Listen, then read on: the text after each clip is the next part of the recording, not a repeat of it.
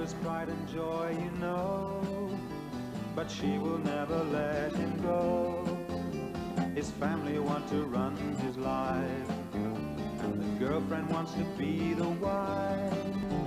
And when he's proudly on the beat, women all shout, he's too young to be out. But they will eat their words, he knows, when he's Inspector Penrose. Rosie, Rosie.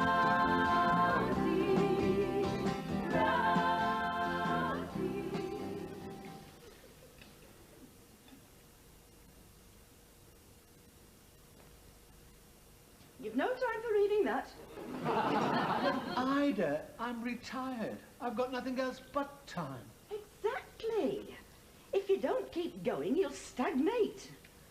Do you want to deteriorate as a person? I'd quite like to give it a try. Finish your breakfast. I don't want you under my feet all day. I look back with nostalgia to how nice you were to me when I had pneumonia. You're weak, Norman. I don't blind myself to your faults just because I love you. Blind yourself? You don't even need glasses. If it wasn't for me behind you, you'd let yourself go completely. You'd vegetate. Vegetate? You've got me spending more time out in that garden than the rhododendrons do. Nonsense. Green fingers is one thing, but my knuckles are coming into bud. But you liked gardening. Not 8 hours a day. You used to tell me just how much you look forward to retirement so you could potter in the garden. A 48-hour week I'm doing. That's some potter. There's nothing sadder than a man without a useful occupation. I always think that's why those awful revolutionary people are so restless. I want you to take advantage of the nice weather. Been a long time since we've had rain. I don't know what you're complaining about. You're entirely your own master out there. That's like saying Uncle Tom from Uncle Tom's Cabin is self-employed. Morning, Auntie Ida. Good Norman. Good morning, Michael. Looks like it's going to be another fine day. Well, you can't win them all. You ready for your breakfast? You can sit in your Uncle Norman's place. He's just finished. Any possibility of another cup of tea? Why don't you sit here, Michael? I've just finished. I can sit here. It won't make any difference. Sentence has already been passed.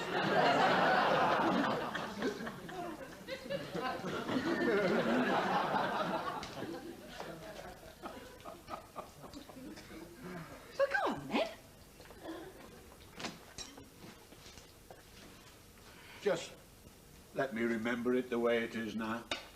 Snug, warm, a little sanctuary full of the odours of human companionship and fried bread.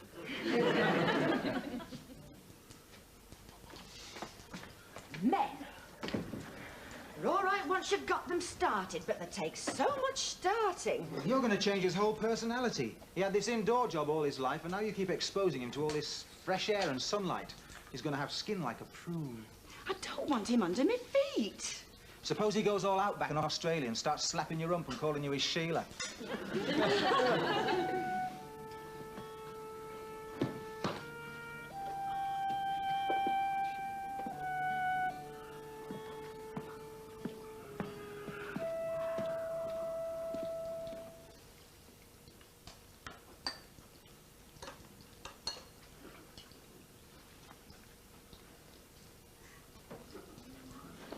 Be careful. Oh? I said be careful. I want you to promise me to take every precaution. Be on your guard. Well, all right, if you insist. But may I remind you, I'm only eating me breakfast. Don't make a joke of it. The mortality rate of breakfast is surprisingly low. Don't laugh. You know what I mean. It worries us, you being a policeman. I think it upsets me sergeant a bit sometimes. It's such a wicked world. Sometimes I wish we were back in the bad old days when at least it was safe on the streets. Well, that's progress, folks. Will you take this tray up to your mother? She'll want to see you before you go. Oh, I'm not going round the world single-handed. I'll be back at tea time. If you don't get stabbed. Policemen get stabbed. It's not compulsory.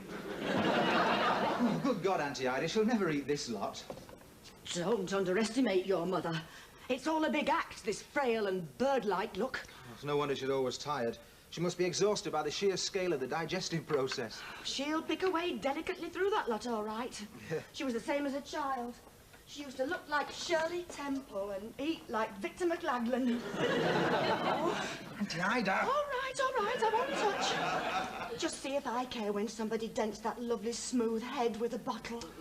I don't know how you can be so soft with me and so hard with Uncle Norman.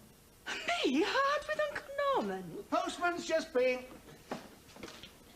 Well, all right, put them down. Go and dig something.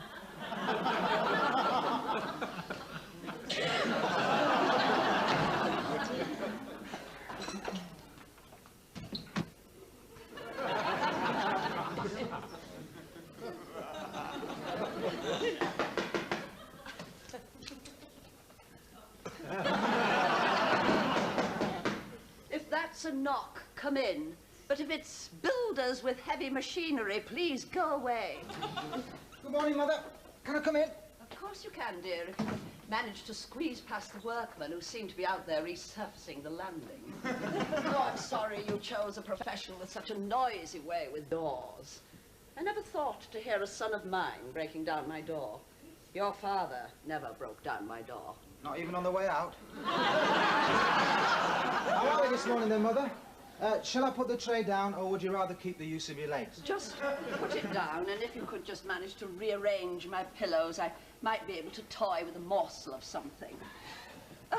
Your Auntie Ida's a good plain cook, but she lacks subtlety. She certainly lacks it with Uncle Norman.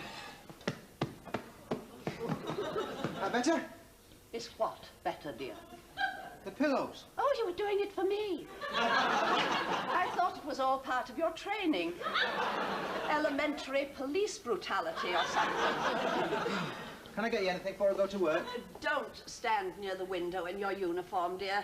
I would hate the neighbours to get the impression that anything illegal was going on in my bedroom. Oh, and don't creep away looking furtive. When I was your age, I had dash and swagger. Sounds like two dogs. Style, dear. That indefinable quality that allows a lady even to ride pillion on a motorcycle. I can't imagine you on a motorcycle. Oh, yes. They were considered quite chic in my day, among the younger, modern set. We all yearned to be swept away by a young man on a sunbeam. Well, see you later this evening, Mother. God willing, dear. I want you to promise me that if you have to handle any rough persons, you will wash your hands immediately afterwards.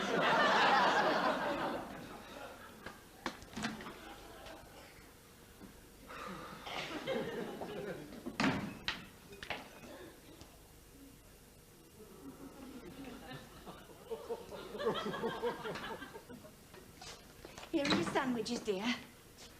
I warn you, anything you say may be taken down and used in evidence. Have you cut the crusts off again? Well, of course I've cut the crusts off. Oh, I wish you wouldn't, Auntie Ida.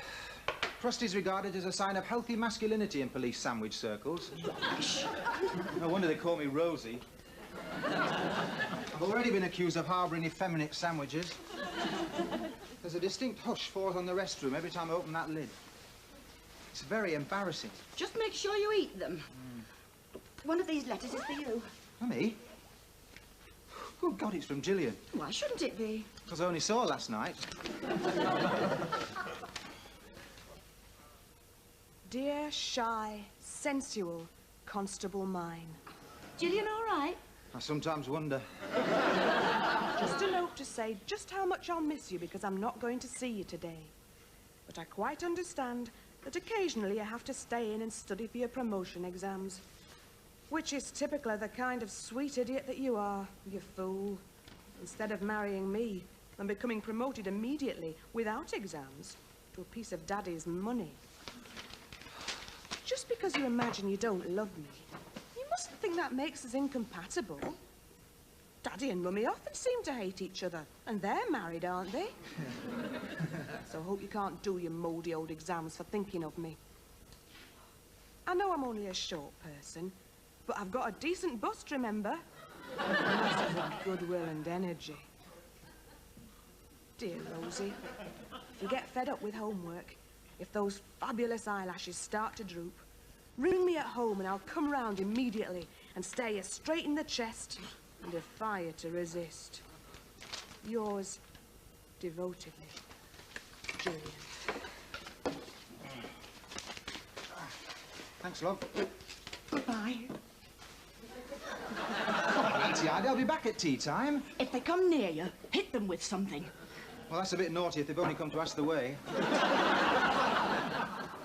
Here, put this in your pocket. Auntie Ida.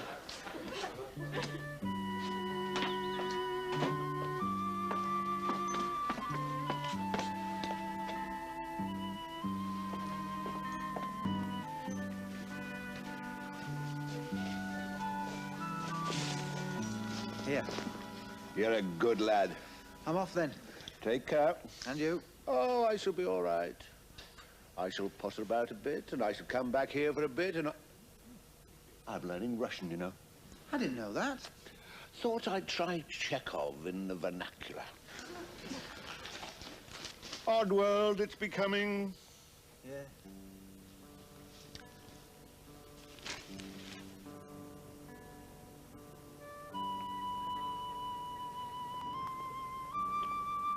I think I'm looking older. It was there in the mirror while I was shaving this morning. A much more experienced policeman-like face. Not actually rugged. I'm not claiming that. But there it was. The face of a mature man of 17. Which is damned annoying when you're in your 20s. No wonder nobody thinks I'll ever make a policeman. Am I observant enough for a policeman? Or should I know where every nest is in our garden? Not just the blackbirds and Uncle Norman's.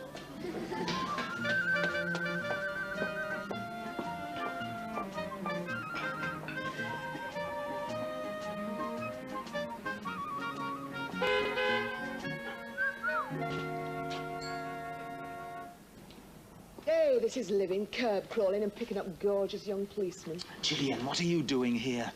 Well, I woke up this morning and realised I wasn't going to see you today. So I thought I may as well come and see you today. Come on, get in, I'll give you a lift.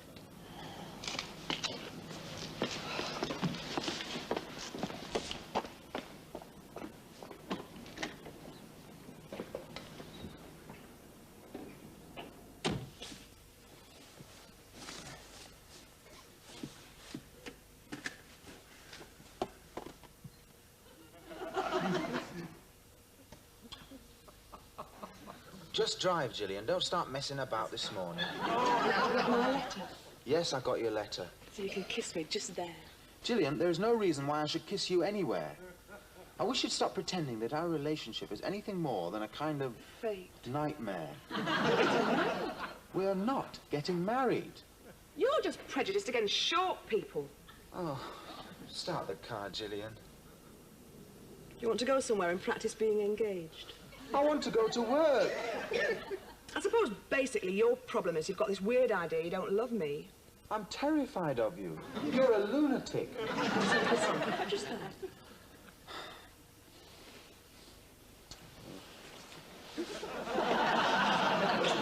Will you start the car? Your chin feels rough this morning. Honest? You're not just saying that? It's rougher than it used to be. Oh. Yeah. Oh, it's still not very dark, though, is it? I can stay up till midnight and I still don't get a 5 o'clock shadow. Oh, let's stay up together and watch your 5 o'clock shadow coming in. It never does come in. Do you think I'm looking any older? Any more world-weary? We ought to spend more time burning your candle at both ends. Oh, it's not the craggy sort of face you see riding into town in the best westerns, is it? You're accepted much more readily as a policeman if you've got a face like leather and hawk-like piercing eyes. How would you describe my eyes? Seductive. It's not funny, Gillian.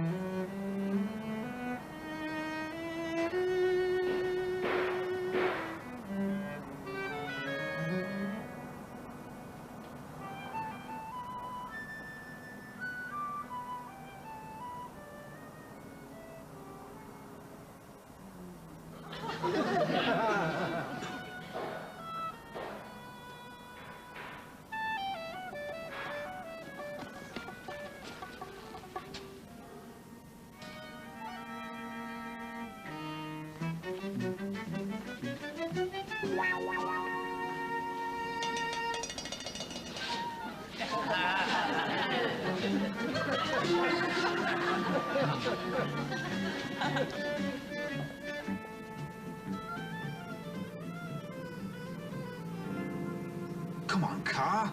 You've got no idea of style. Police vehicles are supposed to come screaming to the scene. Not on this kind of hill, they're not. Would you be too embarrassed if I got out and ran ahead for a while? Just settle down, Rosie. Don't be so damn keen. All right. As long as you're not willing it to go slow in case your hair falls out. It's not every day we get called out to help the CID. Don't get excited. That mob only call us out when they need somebody to lift something heavy.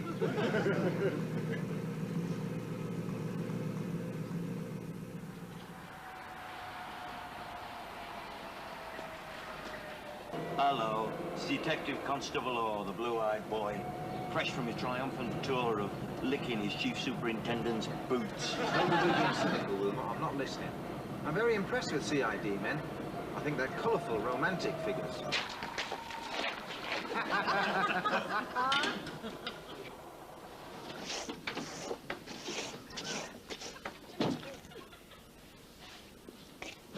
We're off to attack his start. What kept you?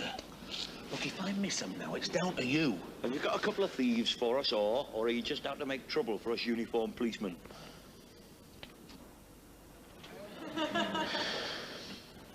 Keep your heads down. They're in the clubhouse. There's 3 of them in there at least. Do you mean there's a robbery going on? Right now? Well, I've not broke in there to ride bikes without lights, son. Who the hell is that? PC Penrose, he's all right. I'm sure he's delightful. But he's not exactly a brawler, is he? I mean, with a face like that, he's not going to frighten the ungodly. Well, he'll do his best. He's keen. Yeah, but supposing it turns out rough in there? I was expecting him to send down a couple of right stranglers. I mean, look at him. Oh, God.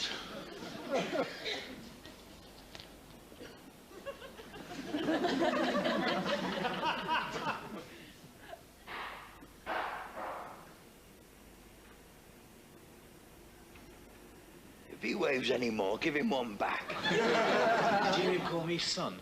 Just move over there, will you, son? I hate people who call you son.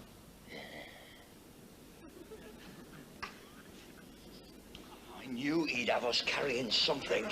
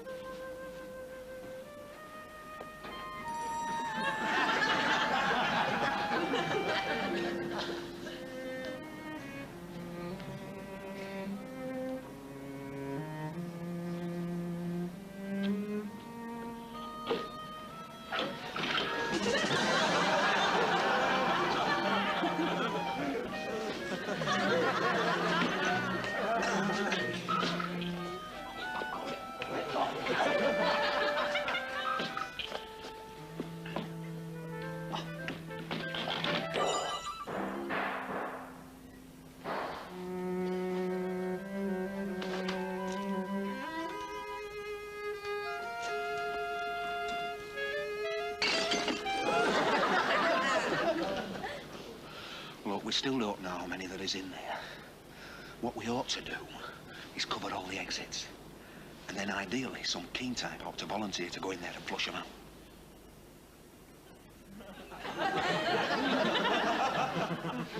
Forget it, you're not sending that kid in there on his own.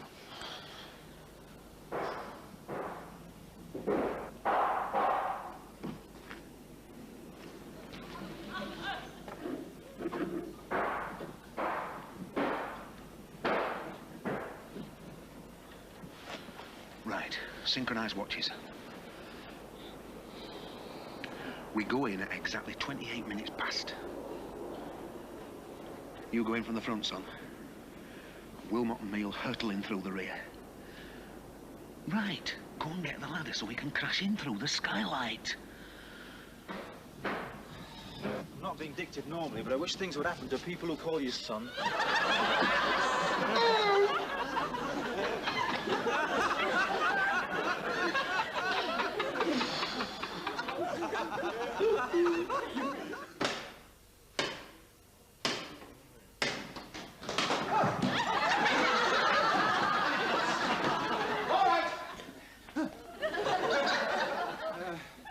You're under arrest. What's all this talk about arrest? Would you believe we were just mending a fruit machine? Ah. This place is surrounded. At this very moment, other policemen are coming through that door behind you. I say again! At this very moment, other policemen are coming through that door behind you.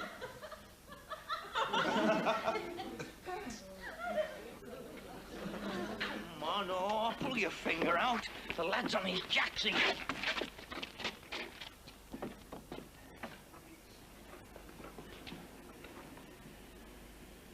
Now get back. If you come any nearer, I shall break this canister of tear gas. Just our luck, eh? We have to get son a Kojak. I don't mean articulate. You'll all be vomited and weeping for a week.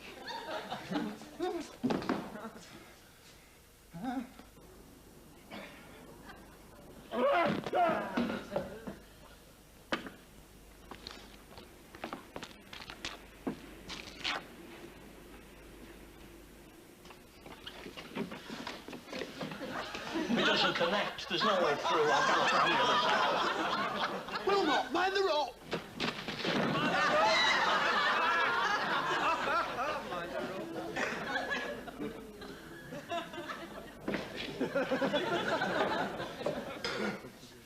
I warn you, other policemen are coming through that door behind you.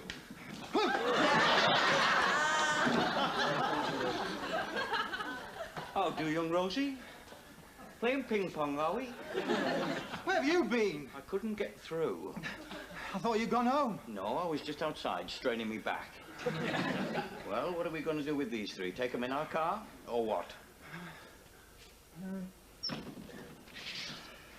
Well, we'll take them down in their own van. Adaptability. Always use what's available, son. All right, son?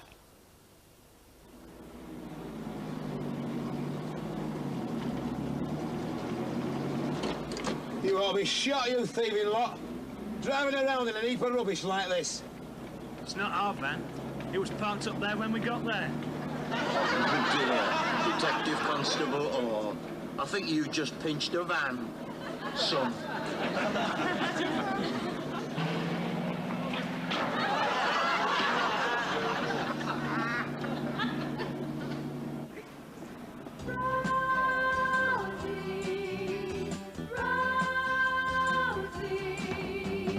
May seem like a boy to you, but he's proud to be a boy in blue. People think he's rather dim and try to make a fool of him. But one day he will change their minds, make them believe that he's not so naive, and they'll be proud to be